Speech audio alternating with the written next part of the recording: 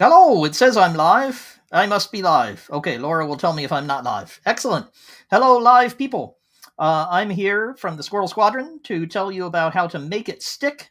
If you're coming to that event, you're at the right place. If you want to know how to make sure that cultural changes that you make in your organization stick around and actually outlast you, because that's the story of my life, is coming into organizations, changing them around, making them work a whole lot better, and then disappearing.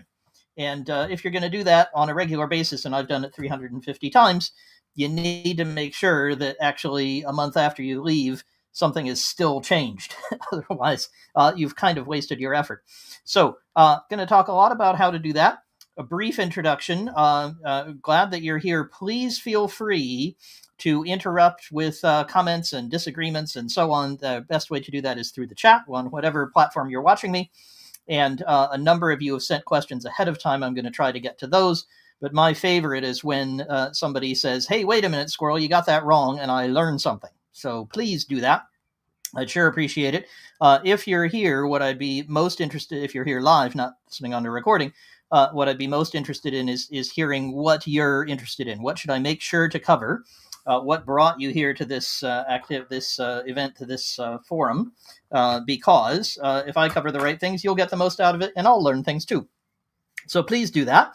Now, Laura, our erstwhile community manager, has put up our nice list. Scrolling at the bottom of your screen, these are the events and discussions and things that are going on in the Squirrel Squadron. If you don't know what that is, that's my community of tech and non-tech people. We get together online in a forum. We get together in this kind of event, which we have every week. We need to fill up a bunch of those for July and August. We'll be doing that very soon.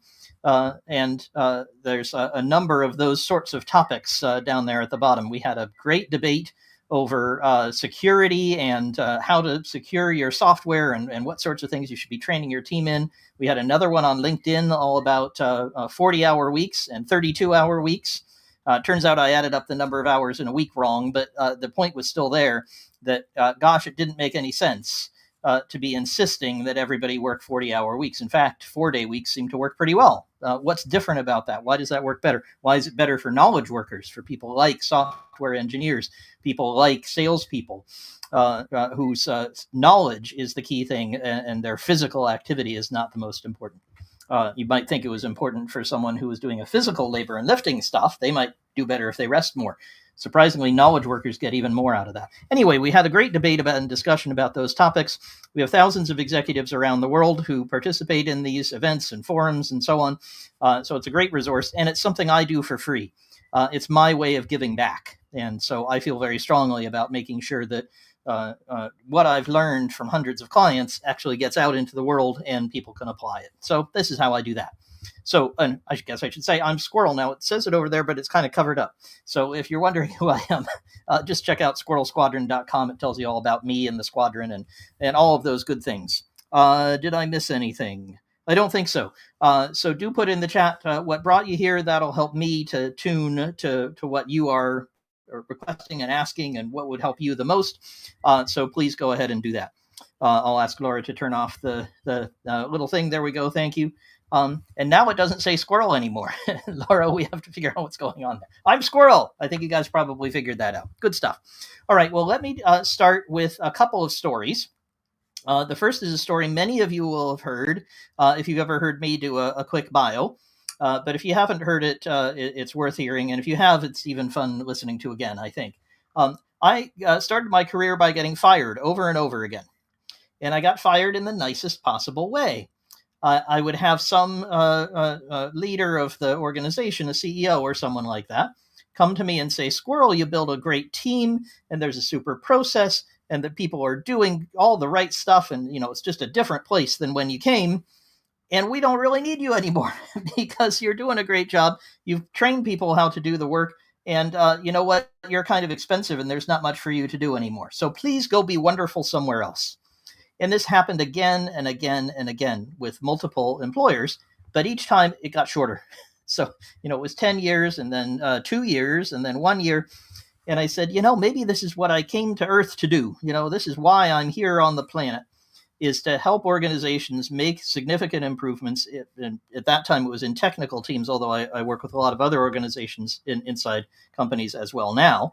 But maybe I come to sort out the tech team, and I get them really singing and dancing and working in harmony and making great software and making technology insanely profitable. That's my mission in life, and I move on. And so I became a consultant. And so now I've worked, as I said before, with hundreds of clients all around the world. I've made it to 6 continents on which I've worked. I'm afraid of penguins, so I haven't done Antarctica yet, but maybe I'll screw up my courage and do that. And when I've done that in so many places, I have had to get even faster at the transformations and more efficient at making sure those transformations last. And that's what we're going to talk about today. So there's my bona fides, and there's my story about how I've created this over and over again. And now it takes me, I had 2 transformations, 2 big changes, one of which was for one person, really, just a one-person team, did that in 2 weeks. And for a whole tech organization, did that in 6 weeks recently. So that's what's achievable. And the trick is to make sure that when you finish something amazing like that, and many of you do that sort of thing, or you want to, how do you make sure it sticks around? Now, what I want to tell you about is one of the very first that I worked with. And I think I'm allowed to say their name. I don't think I'm going to get in trouble. Several of their team members are still very active in the squadron, and that's a company called Gecko Board. And Gecko Board, to this day, I've been working with them for about 10 years, to this day, maintains a lot of the principles and practices that I brought to them way back when I got started as a consultant. And I didn't know as many cool things as I know now. So, we're going to get some really good ideas here, I hope, and I trust. Let me tell you what they did. They needed a real shift in how their organization built their software, but also how they interacted with each other. Because one reason that they weren't building the software that they wanted was they weren't having difficult conversations. And I wrote a whole book with Jeffrey Frederick called Agile Conversations. Write me and I'll happily send you a copy. But the point that I was making in that book and in my work with Gecko Board was that when you don't confront some of the difficult conflicts within your organization, that sales wants something that the tech product doesn't support, and you just can't sell it to your customers unless you have this feature. That the customer service people don't understand the product well enough, and they get the same question over and over again. They can't deal with it. Those kind of long-running battles, and you guys know much more examples of that than I could list here, I'm sure, and you've seen many of them. Those long-running battles happen because the people involved haven't had a difficult conversation and resolved the issue. They just kind of rub up against each other consistently, and that doesn't work so good. So what I helped Gecko Board to do was to adopt some principles, some ways of working that would really shift how they had those conversations so that they could build better software. We also changed the frequency of the release of the software so that instead of waiting 6 weeks or 12 weeks before somebody would see a change, they'd see the change the same day. And quite often they would make the wrong change, and they'd release something and say, here's a new, nifty, amazing, wonderful thing for customers. And so I don't like that. Not going to work for me. And they got feedback the same day in order to find out that, hang on a second, we're on the wrong track. That was much better than waiting months, and then finding out they were building the wrong thing. So this was leading to lots of good results for Gecko Board, really improving their service and their profitability and so on. And I was finishing up my work with them. And they came up with some really great ways to keep the process going, which I will now bequeath to you. The first is that they printed out on pieces of paper and then laminated them these nice principles that we had come up with. Things like agreeing on what important words mean. So rather than debating, what exactly do we mean by released? Do we mean a customer uses it, or do we mean somebody can test it? That kind of resolution was very important and had hung them up in many cases. And so they printed that as number one. Another one might be soliciting opposing views. So saying who disagrees with this, who sees this as not a good idea. I remember there was a product launch they were going to do, and one person in the room realized that, hang on a second, this is a dumb idea. And they saved themselves from a lot of cost by listening to that person. Soliciting the opposing view helped them. So they had 8 or 9 of these, printed them out, put them in every meeting room. And so to this day, if you go into a Gecko board meeting room, you will find a little reminder of these principles. And that, of course, occasions conversation with customers who come in, with new hires who've just joined. They say, what's this number 6 on here? People can hold it up in the middle of the session and say, hang on a second, I think we should apply number 5. So it's a physical reminder. It's an institutionalization of the principles and practices that we worked out together and that we brought to the team. So they didn't need me to keep reminding them, use this practice, but instead they had it written down. They also instituted processes within the technology team to make sure that there were regular and frequent and daily changes to the software. So that was a change to the process. Instead of having you guys might have this sort of thing where you do a planning session and then you work for a while, as people do 2 weeks or 6 weeks or something, and then release. They said, okay, what did we do yesterday? What's released to customers? What's in the software today?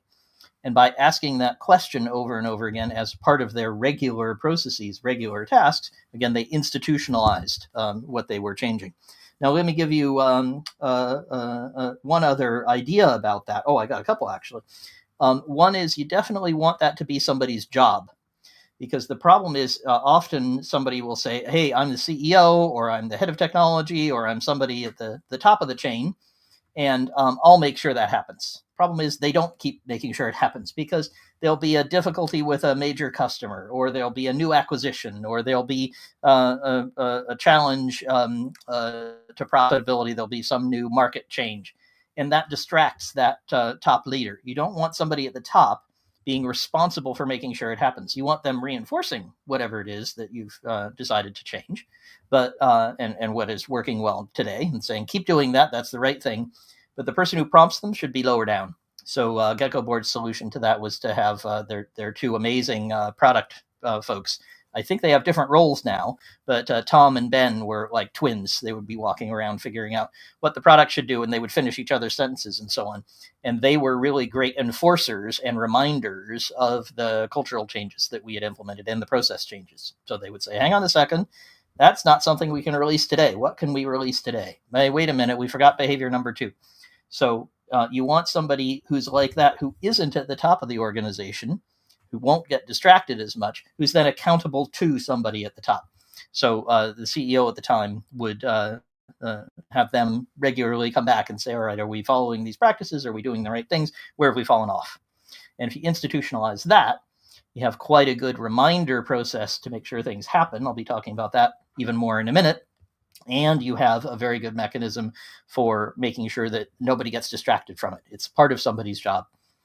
Now, I have one more great example. It happens to involve lamination again, putting plastic over paper, where another early client of mine really wanted to make sure that developers tested multiple languages. Their whole business model, their whole piece of software, what they were selling was all about making sure that they could translate into a wide variety of languages, actually out of those languages into English, so that you could check out Bangladeshi prison records or Thailand boat records, shipping dockets, and so on. So they had all of this material, and they wanted to translate it correctly and, of course, show the original material as well. So they had right-to-left languages and special diacritical marks and dotless I's and all kinds of other things that drive developers absolutely crazy. And so we put somebody in charge of that, make it somebody's job. And we said, your job is to make sure that the developers test all these things, and that their automated test, what their computer is testing while they're writing their code, actually covers all of that stuff. And that worked really great until it became kind of unwieldy to manage it. And so we gave this person some structure. He'd never done it before, by the way. We just pulled him out of the customer service team, actually. He was multilingual, really understood complex linguistic issues, but wasn't a software expert. That's okay, because all he needed was a piece of paper and some lamination. Because what he did is he wrote down the most egregious examples. There might be a word in Japanese that can be written backwards and forwards. So it's funny because they write top to bottom, not right to left, and other crazy stuff. And he would write all those things down. And he'd say, your test has to include all of these words. And he put little check boxes next to each one and handed them around to all the engineers, made copies, laminated, and they had them on their desks. And so they would bring him their test plan. saying what they were going to check, how they were going to make sure their software worked as we had instituted, making sure that it worked in all these languages. And they had to show him that they had ticked off all the checks. They hadn't forgotten any. And he would spot check and say, oh, did you do number 3? You forgot it last time. And so what happened very rapidly was the engineers got this into their brains. He could focus his time on finding new ones, and he would periodically recall them, put on a new word, and say, "Oh yeah, we're messing up the Turkish here. We got to make sure we get these words right." And he'd put a new Turkish word on there and hand it around and say, "Okay, now your tests have to include this word as well." And this worked fantastically well as an artifact, right? So similar to the printed out versions for Geckoboard, this artifact, this piece of paper that was being tested, that was reinforced and used all the time, reinforced to everyone the cultural value, which was, hey, we care about languages and reporting them correctly, and the mechanical process of, hey, we actually test all these things. And if we don't test them, we get in trouble. This guy's going to come get us because we walk over there and we haven't checked off number 5, and he tells us. That's institutionalizing the change so that there's a constant reminder to do it. I'll just say one more thing just because I can't resist it. One of the biggest challenges that humanity has is making sure that our descendants 10,000 years from now, assuming we have them, we don't blow up the planet or something, or we get invaded by aliens, assuming they're around in 10,000 years, that they don't go, hey, that interesting building over there, it goes to some underground tunnels, and I wonder what's in those tunnels. And what's in there is nuclear waste, right, with a very long half-life. So it's a dangerous location. Well, imagine this. 10,000 years ago, we hadn't invented agriculture. So you have to imagine people 10,000 years from now will have some real difficulty in understanding what we might write down for them. They probably won't speak English, right? Maybe they'll preserve English as something they can translate, but you want something that's a big red horrible sign that says, watch out, danger, you're going to die if you go in here. And so people have really been trying to solve those problems. And one idea they had, which I wanted to impart to you guys, is making sure there was some kind of story, there was some kind of myth that might be propagated from place to place, and like the myth of the flood in ancient times that many cultures have, of creation myths, those kinds of things. Now, whether that's right or not, I'm not sure. And luckily, we don't have to have our changes last for 10,000 years. I'm not worried about that. I'd settle for 10 months, right? I'd be very happy if a year from now or so, my clients were still using many of the practices and being successful, and have actually done better. Geckoboard still using it 10 years later. But the point is that if you can make it part of the culture, make it part of the institution, make it part of what is passed down all the time to people in the team and the company, you will create a longer term communication. And you really are trying to solve a problem that's a much, much simpler version of the warning about nuclear waste 10,000 years from now. Okay, so I hope that's helpful. I'll pause for a moment. If anybody has questions, they're disagreeing with me, they're saying, wait a minute, I don't understand that, I would love to hear it. So feel free to shout. The place to do that would be in the chat. I'm going to turn to some questions that people sent me beforehand as well. So I'll have a mix of your questions plus those that people maybe who are going to be watching this on a recording in another time zone. I'll be picking up their questions. But please feel free to disagree with me, give examples, ask questions. That's always very welcome here at the Squirrel Squadron.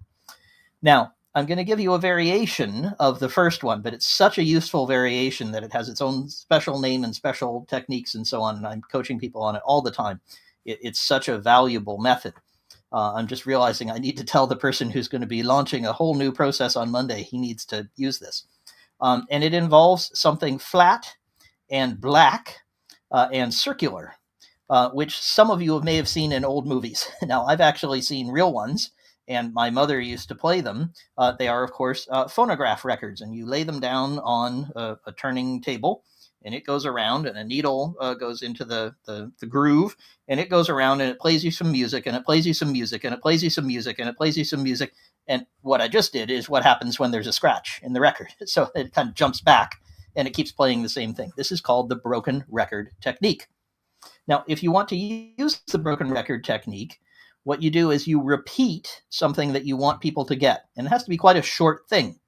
Guess what? That's what people do with advertising jingles, right? It's why we could all probably finish, whatever the latest advert is for McDonald's. We've probably seen it 100 times on the television. And so we can. I remember when I was a kid, at least it was have you had a break today or something like that. It could probably sing the song. The reason is it's been repeated a lot. It's kind of drilled its way into your head. You want the same effect, although maybe with slightly better nutrition and slightly better content than McDonald's.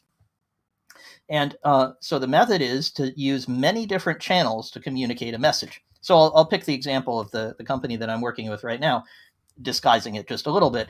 I'm going to be helping them to do a lot of what Gecko Board did. I call it elephant carpaccio, break up a big piece of work, an elephant, into tiny, tiny, thin slices.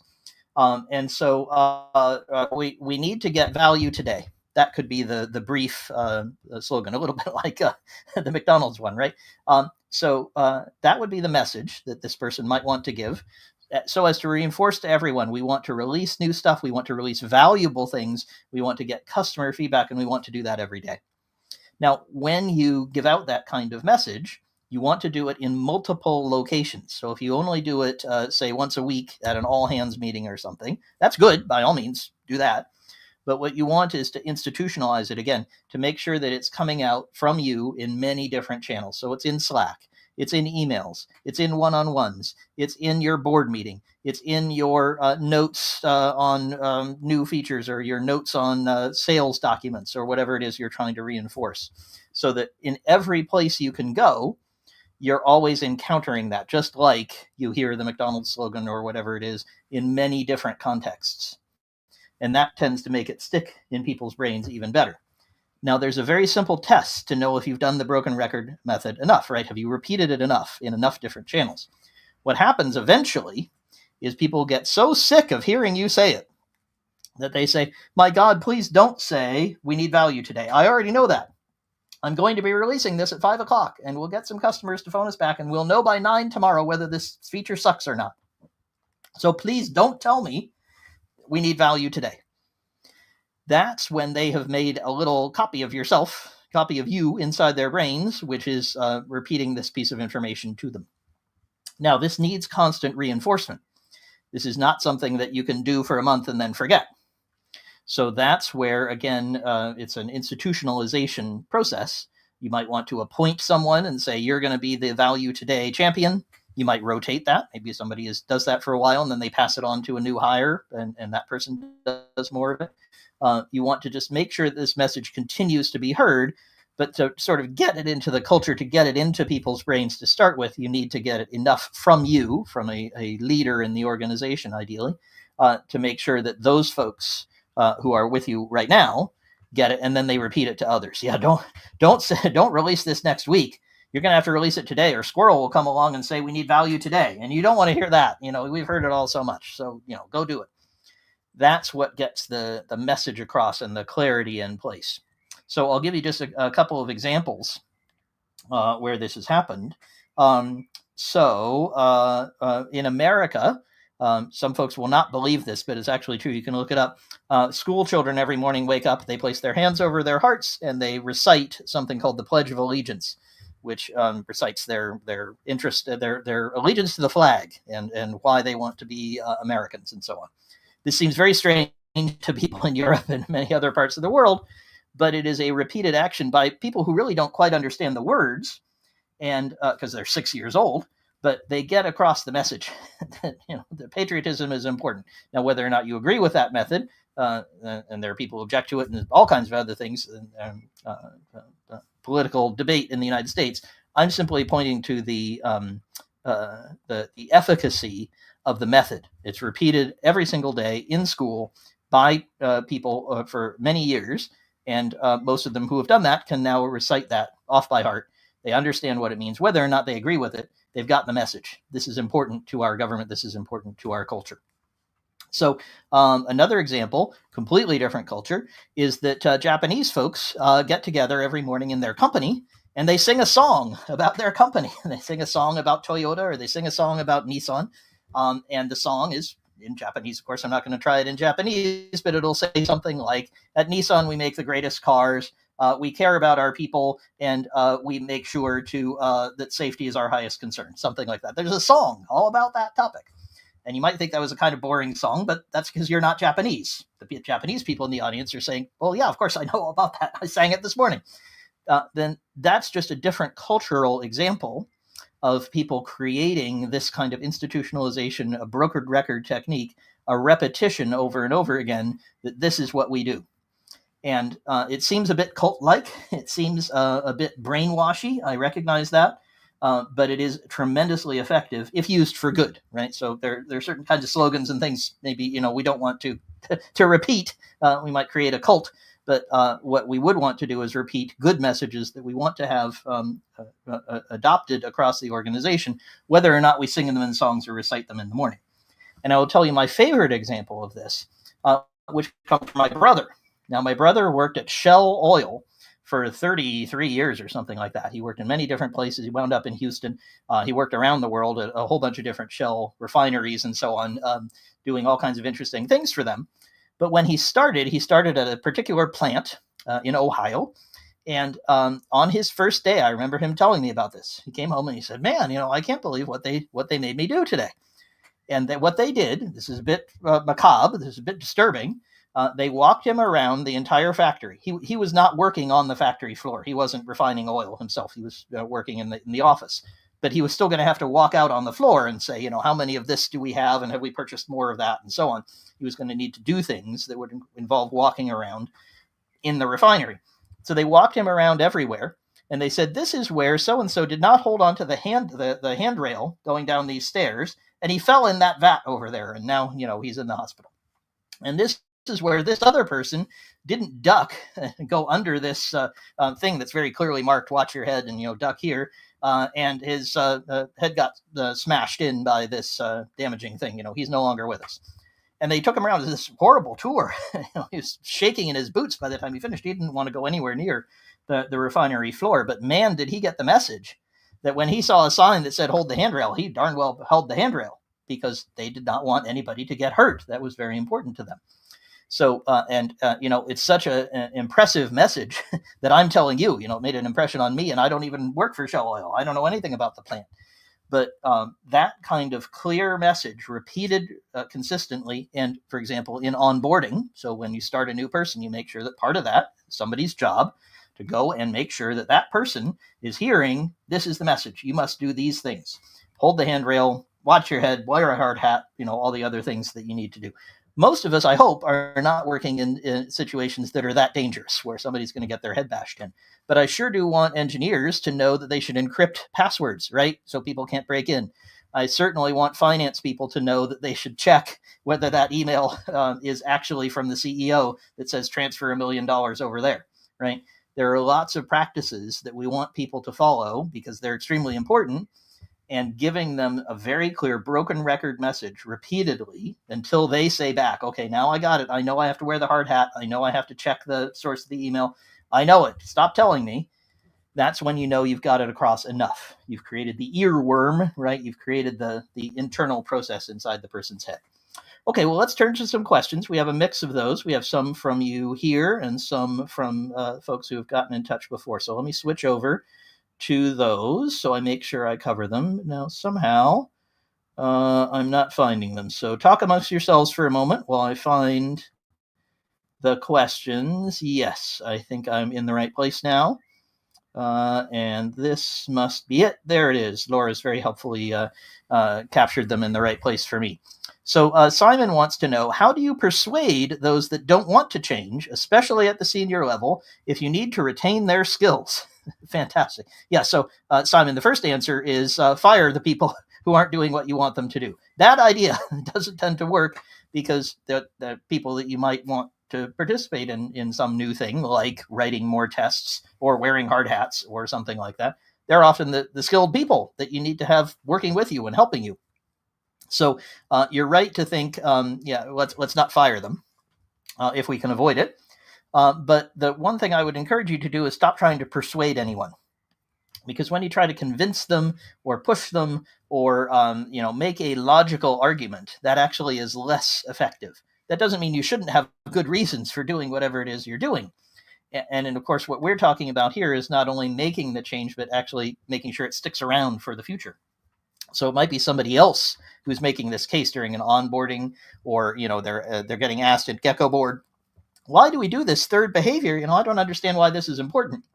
Somebody better have a good answer for them, so that they understand why they're making the change. And that's the crucial thing, is involving the other person in seeing why it is valuable to them is much, much more helpful. If you can talk their language, you're going to get further.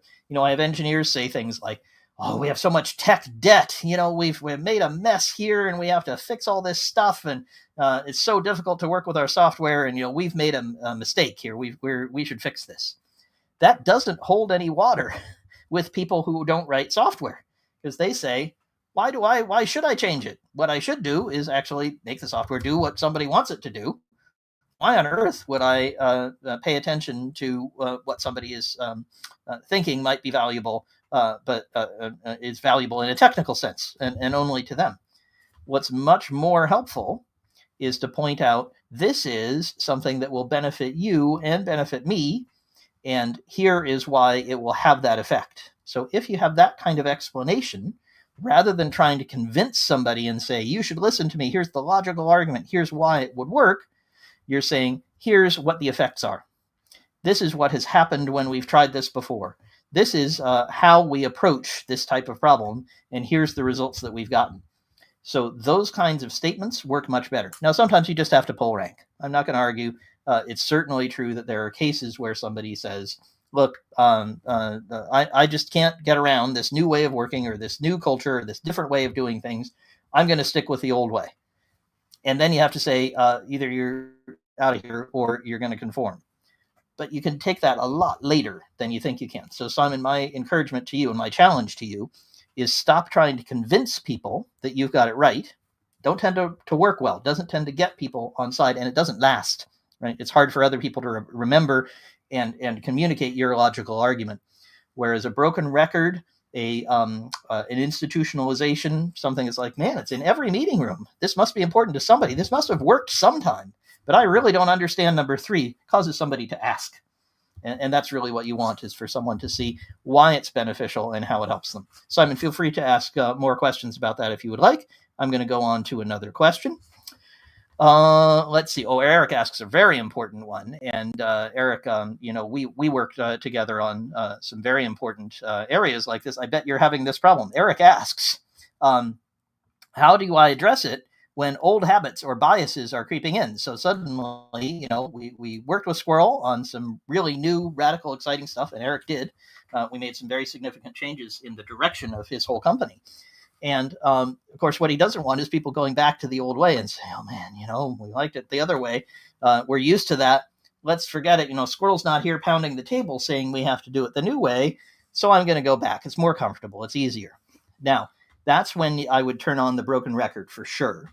That's the first thing that I would do, is say, okay, great. I would really like to get this shifted back to the other way. And you don't have to be, Eric, the one doing the broken record. Having done it before, and I watched you, coached you on it, and helped you, and you said, okay, we need to move this way. We need to change this practice, and we need to be paying attention to these new metrics. You could delegate that to somebody else in the organization. Eric happens to be a brilliant delegator. He's really good at this. So whether you're good at it or not, you can still certainly go to people in your organization, somebody who's trusted and capable, and who has drunk the Kool-Aid, has bought it, is ready to adopt the practice and recognizes why it's important to reinforce, and say, it's your job. You're accountable to me. Come back and tell me every week, how have you been reinforcing this message? Where have you caught people who aren't doing the right thing? Where have you caught the backsliders and unbackslid them, pulled them back up the hill, got them working the right way? If you give that task to someone to be the broken record, then a good metric for you is when somebody starts to complain. That Squirrel guy, he keeps coming around and telling me this thing. I got it. I really know that I'm supposed to wear my hard hat, or I'm supposed to write unit tests, or I'm supposed to update the customer relationship software. I really got it. Can you shut him up? That's a good time to say, good job, do more. But perhaps tone it down a little bit, because people are starting to build it up again, that they've got the message that that's the way to work. So, Eric, I hope that's helpful.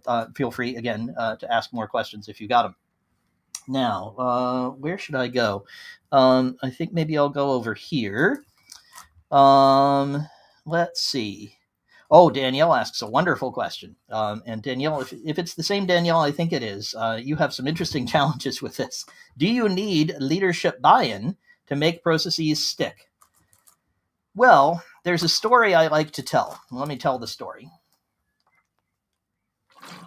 The story is about a timber company in Sweden. The problem with the story is I can't verify it. So there's a prize. And if you want the prize, please come to me with the thing I need for the prize, and I'm happy to provide you a prize. The prize is for verifying this story. Can you get me a source? Can you get me a book, a Wikipedia article, anything? Because I know I heard the story multiple times, and I just can't find a source I can cite. But it's a wonderful story, and it's matched by hundreds of examples that I've worked with, so I can guarantee it's accurate. And what happened to this timber company in Sweden is that a couple middle managers around the 1950s noticed that they were running out of trees, which is a problem when you're a timber company, right? You're busy making paper and lumber and other stuff out of trees. And they said, well, we replant what we can, but they only grow so fast, and we only have so many trees in Sweden, and, it's a finite-sized country, and, we're not going to be in the timber business for much longer. And then they said something very creative and interesting. These are mid-level managers. These are not the investors. This is not the board of directors, not the chairman, not the CEO, nobody like that. These are people in the middle of the organization who are busy, figuring out where the next tree is to cut down. And what they said was, gee, we've heard of these things called transistors. And they're kind of interesting. They seem to do cool stuff. It seems like there might be really high value in understanding and working with transistors. This has nothing to do with trees, you might notice. And so they started a project to begin working on what they could sell, what they could build out of these newfangled inventions called transistors. Well, they built a lot of really cool stuff. And as predicted, they didn't run out of trees. And now they're known as a company called Nokia. You might have seen that name on phones. Now, they've had some various difficulties many, many years later and so on. I don't know that they're necessarily a paragon of management quality all the way through their history. But right there at that time in the 1950s, there were people in the middle, not supported by the massive, the heads of the whole organization, who created a kind of groundswell from within, that somebody noticed, actually, those guys are right. This transistor stuff does seem pretty good. Now, they had to have enough support that they were able to advocate that. And there are certainly organizations, some of you are in them, in which there's a really autocratic, dictatorial leadership, and you're going to do whatever the top person says, you're going to get fired. If you're in that organization, that one's going to have trouble changing in general, and you have some other difficulties. You should phone me. I can help you with that. But if you're in an organization that is at least halfway supportive of new ideas and willing at least to help something have a chance, if it's a good idea, then you can often have a sort of middle management-led initiative. Very hard for people at the very lowest levels. When you just joined the company yesterday and you have a new idea, a little harder to get that across. But if you've been there for a while, maybe you have a small team underneath you, it's something you could try. I've seen a lot of folks adopt in technology agile type principles and methods that release faster, as I talked about with Gecko Board, and they've originated those in the middle. They haven't originated them at the top. So I hope that's helpful for Danielle's question. And as I say, I think Danielle, if you're the Danielle, I think you are. I think you have some interesting challenges with this. You should ask me about it. Okay. Who else do we have? If I look in another place. We have Anna asking, how do you encourage long-standing members of staff to change behaviors and ways of working? I think I covered that before, Anna, so I'm just going to refer to the earlier answer. You don't convince them. What you do is you give them reasons to try working the new way. You show them examples of people working the new way and getting better results. You reward people who do work the new way and get better outcomes for customers, for business objectives, and so on. And if you walk in trying to convince, giving lots of great logical reasons, you're not going to get very far. You're going to get farther by showing how it's of benefit to them and using their language. I think that's something I didn't emphasize enough before. If you listen to them and they say, for example, we're always trying new stuff around here and none of it ever sticks around, and it never really helps us with our real problem, which is just too many people quit. and you say, oh, too many people quit. Yeah, everybody who really knows how things run around here quits after a year because it's so frustrating around here. So retention is a problem. Yes, indeed. That's, of course, everybody knows that's the problem around here. Well, I have some ideas that might help you with retention. Would you like to hear about those? And that's a way to get them talking about whatever it is you might be suggesting, which probably will help with retention in one way or another. If it doesn't, then maybe you're missing the point, and maybe you should be listening to them. So, Anna, I hope that's helpful. If you can figure out what their language is, what's important to them, you're going to have an awful lot better chance of collaborating with them, and you may have a better idea. You might have a way to adjust what you want to do so that it actually addresses something they know about. Being longstanding members of staff, they probably have a good idea. So maybe we should listen to them as well. Okay, so I hope that's helpful. I'm going to tell one more story and then try to answer a few questions. We may finish early, and that's perfectly fine. Also, the dog has come back from her walk, so there may be some dog barking outside. I hope that she's okay. So let me tell you this final story, which is about a client who were making a really, really big change. And their change actually involved their customer. So it's a client of mine, and they had a customer. And boy, this was a tough customer. They gave the new meaning to the phrase tough customer. These guys could never figure out what it was they wanted. My client had sold them a contract, and they had a nice contract that said various things. These guys were breaking it all the time and saying, no, we don't want this, we want that. We want to follow this provision, but not follow that one, and so on. So they were really difficult characters. And what they needed to do was to turn around their relationship with this client or get rid of them one way or the other. They needed to do something. And so what I counseled them to do is something I call disappointing helpfully. And so they, instead of doing what the customer kept asking for, my client would regularly and uniformly, so this was something they would do across the board with all the different folks who talked with this client, they would say, we're not doing the thing you asked for. That's the disappointing part. People are good at that. Usually that part's easy. That people are good at saying, oh yeah, I can finally tell those jerks they can't have, the nifty new feature they want, and they can't have the 3 customer service people and so on. We're not going to do what they want. But that's not the important part. The important part is the helpfully part. Because what you do is after you say, we're not going to do this, you say what you are going to do. And you explain, remember what I was just saying to Anna, you explain why that's beneficial to them in their language, which requires a lot of understanding and listening to them first. So luckily, these folks knew their client very well, so they knew what language would be relevant and important to them. And what they talked about was adoption. And they said, look, you're trying to shift to something new with our software and to really do something differently. So we're going to focus on making sure it gives tremendous value to individual people in your company. And you know what? The IT people may be unhappy. You know what? The security people may be unhappy. You know what? These other people may get disappointed. We're disappointing you now about some of the things that you might want us to do, because they kept hearing from different parts of the organization. Large organizations are schizophrenic, right? In the classic Hollywood sense that nobody ever knows what the right hand and the left hand don't even necessarily know what each other are doing, but they're busy fighting each other, right? And they had this in spades, and it made it very, very difficult for my client. And my client kept going back to them and saying, this is what we're focused on. We're focused on this change. We're focused on making sure there's adoption of the change. And we're going to be demonstrating that all the time, very frequently, with your people. And we're going to show where that change is. And that worked really well for managing that client for a while. Now, I have to say, this story has a sad ending. That customer eventually got fired because my client just lost patience with them. They really couldn't figure it out. And so they're working with different customers now, and they're much happier. But the point of the story is that you can get across a message in a very clear way that people get. And this customer really understood that they were being disappointed, that they were being disappointed in favor of some action. And you can have a great debate about that action. Ultimately, my client and their customer couldn't agree on what they should be focusing on instead.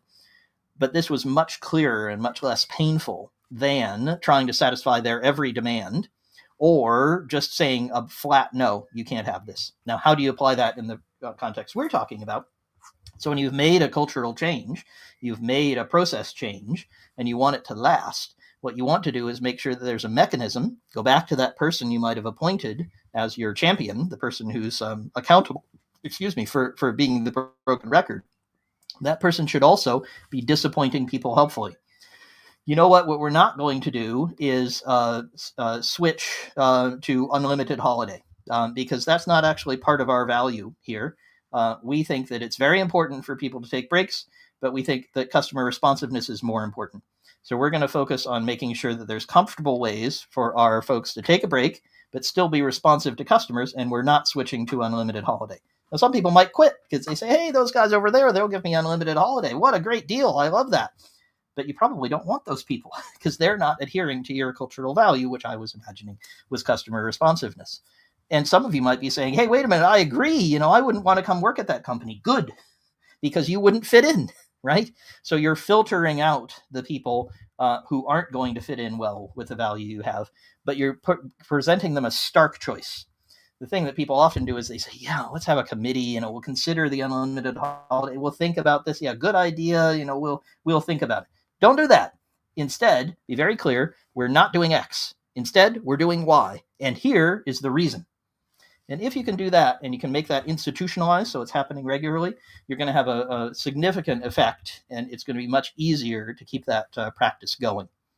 Okay, so let me turn to a few questions, and then I'm going to close up shop. So we may finish a bit early, but it's a beautiful sunny day, and my 8-month-old puppy is running around out there somewhere. I'm not sure where, but it's certainly a day to enjoy. So I'll help you do that in just a moment. Let me answer a couple more questions on today's topic of making it stick, how to create change that lasts. So Thomas asks, what's the best way to explain agile software development to people who aren't around Squirrel?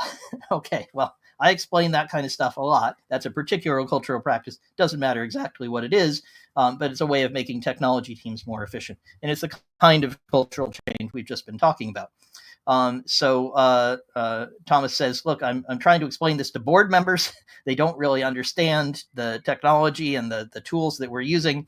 I haven't cracked how to explain to them why the process might work well. Thomas, I suspect you might be trying to convince people. And I know you, so I know what you might be doing. And my counsel is just stop trying to convince them. Show them results. So in this particular case, what I find most helpful is to use the language that is universal among folks like board members and investors, and in your case, I think customers who are in similar roles.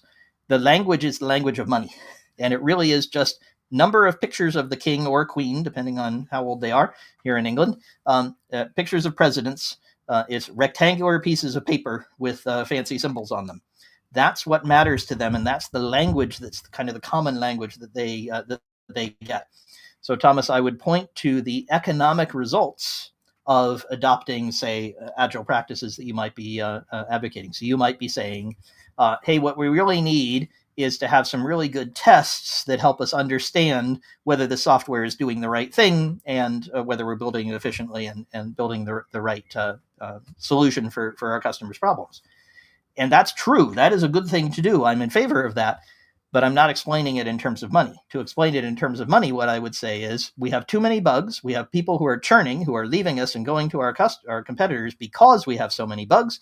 And what we need is tests that verify our software continues to do the right thing every single day.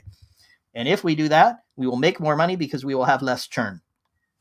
And if you can put it starkly like that, you're going to get, I predict, a much better, more vigorous, more encouraging response from whoever it is you might be talking to about adopting a practice or changing what you do. So, Thomas, it's just a variation on what we talked about before. Use the right language with board members and people like that. The language is money. So use that. Thomas, I hope that's helpful. Folks, I think we've covered most of these, the topics I wanted to get to. I've learned a lot and had a blast. You asked wonderful questions both here on the stream and ahead of time. If I didn't get to your question, please feel free to ask. The best way to do that is on the forum. So head on over to Squirrel Squadron, wherever that is down there. Sign up for the squadron and ask questions there. Always value the questions and discussion. We've had some really great discussions. I encourage you to have a look at the forum. And next week, we'll be back with a special guest. Our guest has some techniques for measuring your technology team in terms, guess what, of dollars and cents, pounds and pence, right? How do we measure in dollar terms, in money terms, whether our engineers are actually producing value? Now, this is kind of the holy grail, right? People have been looking for this. It's very hard to measure, surprisingly, what technology people are doing for some reasons we'll talk about there. But what I really am encouraged by is we have some new ideas coming from our guest who will be with us next week. So would love to see you on that live stream. Very grateful for having you all here today with me. I've had a blast talking to you. I hope you've had fun talking to me about this, and I'll see you next week or on the forum or somewhere else at a Squirrel Squadron event. Have a wonderful day. Take care, everybody.